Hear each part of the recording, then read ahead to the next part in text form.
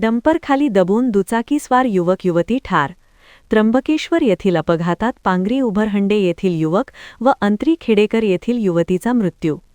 त्र्यंबकेश्वर जवळ झालेल्या अपघातामध्ये बुलढाणा तालुक्यातील पांगरी येथील युवक व चिखली तालुक्यातील अंत्री खेडेकर येथील एका युवतीचा मृत्यू झाल्याची हृदयद्रावक घटना काल 3 जानेवारीच्या दुपारी घडली आहे.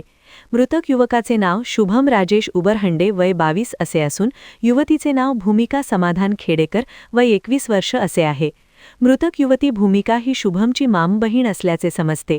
काल 3 जानेवारीला शुभमचा वाढदिवस असल्याने उबरहंडे परिवार त्र्यंबकेश्वर येथे दर्शनासाठी गेला होता.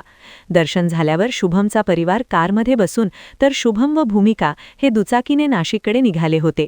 मात्र रस्त्यातच त्यांचा अपघात झाला. ऑटोला वाचवण्याच्या प्रयत्नात समोरून येणाऱ्या डंपर चालकाचे नियंत्रण सुटून डंपर रस्त्यातच पलटी झाला. यामध्ये शुभम व भूमिका दुचाकीसह डंपरखाली दाबले गेले. त्यांना रुग्णालयात हलवण्यात आले, मात्र दुर्दैवाने त्यांचे प्राण वाचू शकले नाही.